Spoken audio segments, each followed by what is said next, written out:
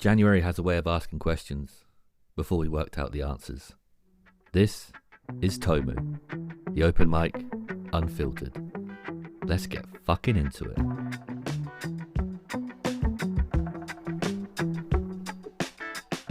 Remember to follow the show and give us a rating. It really helps more than you can imagine, and it costs you nothing. Anyway, January feels flat. Flat in a way that's hard to explain. Like I don't really know what I'm doing anymore, or what I'm supposed to be doing. Going into 2026, I had all these ideas in my head. Plans, a sense of momentum. I generally thought, right, this is it. I'm going to do this, and this, and this. And then January arrived. And it's like my brain just fucking farted. All the motivation, the energy, the confidence, the desire, even the will. It's like it all just evaporated. And what's been left behind feels heavier. Dread, worry, a kind of low-level background angst that doesn't really switch off. I keep having this feeling of, I don't actually know what I should be doing anymore. It honestly feels like January has taken me away from myself. If I had to describe the energy of this month, for me it's like that squeaky penguin toy from Toy Story, you know? The one that's meant to squeak, but it's lost its squeak. And all that comes out is this sad little wheeze. I mean, I want to squeak. I want the energy to be there. But right now it's just like dust and air. I'm not here to tell you to get motivated or to set goals or to pretend January is some kind of magical reset. I just want to say this stuff out loud because I know I can't be the only one feeling it. So if you're a bit flat at the moment, a bit lost, or quietly questioning everything at the moment, fair enough. I think that's allowed. I think part of why January feels like this is because of what came just before it. Because, I mean, December couldn't have been more different. December was good, wasn't it? I mean, who doesn't like December? Fucking Christmas, mate. I actually felt pretty positive going into the new year. I took a proper break over Christmas, stepped away from things, recharged a bit, and in my head, I was quietly gearing myself up to smash 2026 when it began. I really thought I was ready. It's like I checked the weather before setting sail, and conditions looked perfect. Calm seas, blue skies, then the boat hit the water, and suddenly I'm in the middle of a fucking storm. Stopped, dead in my tracks. No idea how to move forward. And part of me is thinking, maybe I shouldn't have even bought the fucking boat in the first place. And once Christmas and New Year were done, I think the drop hit harder than I expected. I mean, I got to see my family, which I don't get to do very often since I moved away, and then suddenly everyone's gone again. And even though I've got my girlfriend and a handful of really good people around me here, sometimes it's those long-term connections you don't realise you need until they're not there anymore. So maybe part of this is just that. Family leaving, realising I'm a bit on my own again. And then reality came back with a proper smack to the face. Emails, admin, you know, the fucking mundane stuff. That quiet return to normal life killed a little spark in me, I think. The quiet itself was strange though, because it was both relieving and unsettling. I'm a bit of an odd one like that. I really enjoy my own company, but I also need people. So when all the socialising stopped, part of me thought, oh, fucking hell, I can breathe again. I've got my space back. I can focus. But then the silence stuck around, and that's when I realised I didn't actually have a plan. I had ideas, I mean, too many of them, but no real idea how to execute anything. And I think that's probably when it tipped into overwhelm.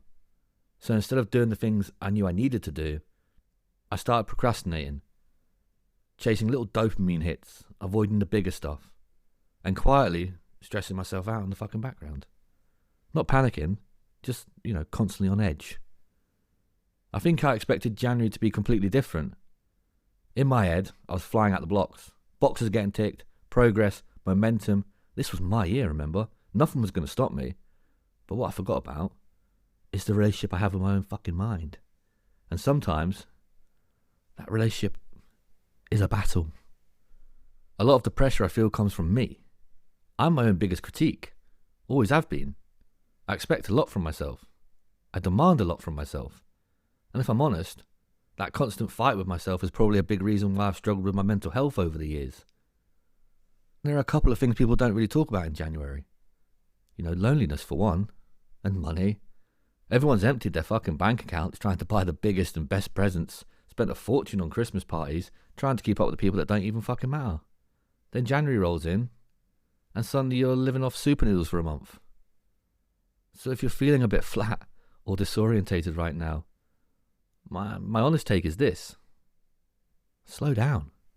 It's only the first month. Build quietly.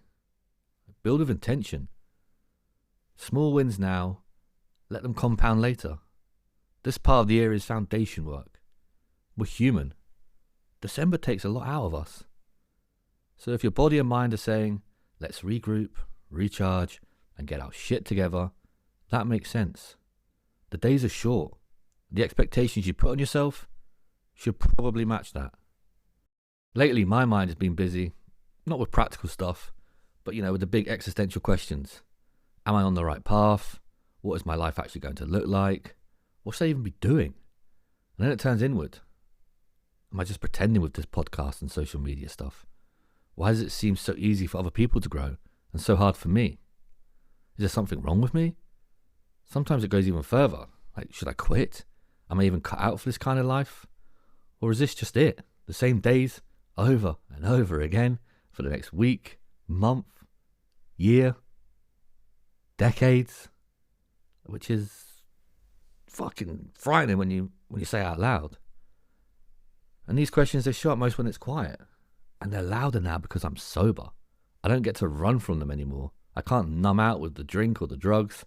So now I'm having to learn how to sit in discomfort, to face myself honestly again. And part of me still wants to run. Part of me wants to go back to numbing because it's easier. But I know it's not me anymore. And I know it doesn't serve me. If I want to grow, I have to stay here. A lot of the doubt at the moment is around the podcast. I keep asking myself, is this the right thing to be pursuing? Would life be easier if I just got a normal job and played it safe? And when I think, should I quit? What I really mean is, should I stop taking risks and lower my expectations of myself? With the podcast specifically, the growth is feeling slow. I question the content. I question whether anyone's actually listening. Is it helping people? Do people even enjoy it? Or am I just a pretender, hoping no one notices I don't know what I'm fucking doing? And the mad thing is, I seem to flip constantly. 1 minute I'm thinking, yeah, this is working. Keep going. This is fucking brilliant. Next minute, what the fuck are you doing? When I really strip it back though, working doesn't actually mean numbers to me. It means, is this helping people? Is someone getting something from it? That's the bit I care about. In comparison, it definitely plays a part. I compare myself to other creators all the time. And not fairly either. I hold myself to standards based on people who've been doing this for years. And logically, I know that's bullshit. But my logical mind doesn't get much of a say when I'm talking about myself. So right now, I'm trying not to make big decisions. Especially around the podcast and content. Because making decisions from this headspace, fear, anxiety, self-doubt, that's dangerous. That's how you burn things down. You might actually want to keep. So I'm just trying to sit in this middle ground right now. Not quitting, but not forcing. Just showing up and doing the work. Trusting the process, even though when you're in this mindset, it's really hard to see the positives that are right in front of you. And I suppose one thing I've noticed about myself when things feel uncomfortable like this is how quickly I want to fix it. Make a decision, change direction, do something. Not always because it's the right move, but because it gives me the illusion of control. I can feel that urge to escape the feeling, to distract myself, to stay busy. Because sitting with uncertainty is awkward. It doesn't give you anything to grab onto. But if I'm honest, every time I've rushed decisions from this headspace in the past, it's never really helped. I've either made things messier or ended up undoing the decisions a few weeks later, once my head was fucking clearer. I don't actually think January is meant to be a building month. We treat it like one. New year, new goals, new momentum. But January feels more like a checking in month, a noticing month, a month where you work out where you actually are, not where you wish you were. The shorter days definitely get to me. I mean, the dark mornings, early evenings, it makes everything feel heavier somehow. So expecting high energy and crystal clear thinking in the middle of all that never really made much sense. And normally when my energy dips, I read that as something being wrong. Like I'm slacking, or I'm falling behind, But lately I've been wondering, what if low energy isn't a problem to solve? What if it's just information? We've learned somewhere along the way that being slow means you're failing, that if you're not moving forward at speed, you're going backwards. But real life, it doesn't actually work like that. Like right now, there are questions in my head that don't need answers yet. Big ones. And instead of forcing clarity, I'm just going to let them stay open. But saying I don't know yet doesn't feel comfortable. It makes me restless. But it also feels more honest than pretending I've got it all figured out. And when I zoom out a bit, a lot of things suddenly feel less urgent. The pressure eases, the panic softens, and what actually matters when I strip everything back is staying grounded.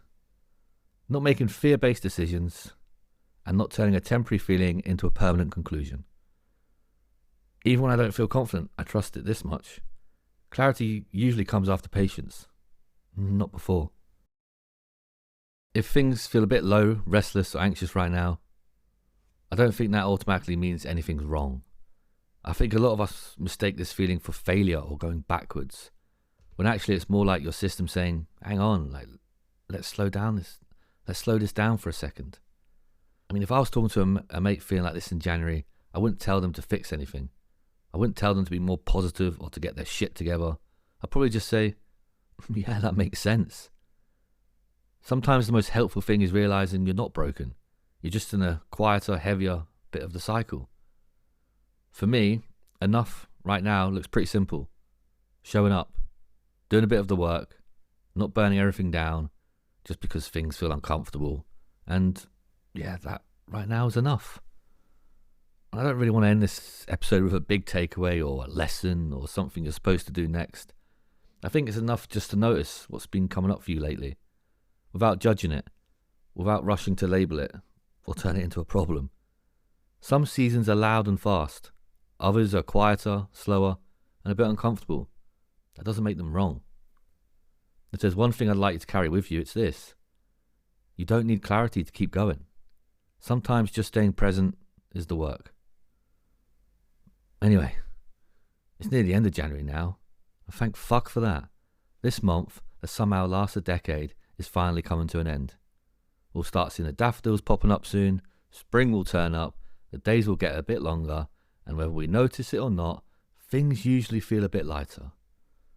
How will I remember this January? Probably hoodies, beans on toast, a couple of mild meltdowns, and absolutely zero fucks given. And honestly, that feels about right. Thanks for listening. Catch you next time. And remember, be good to yourself.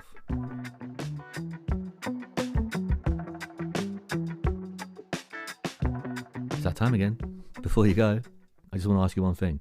If you've enjoyed the episode, or if this podcast has helped you feel a little less alone, please rate and follow the show. It genuinely helps more than you probably realize, and it allows this message to reach people who might really need it. And if you know someone, just one person, who you think this episode could help, send it to them. Share it with them. Sometimes that small action can mean everything to someone who's struggling quietly.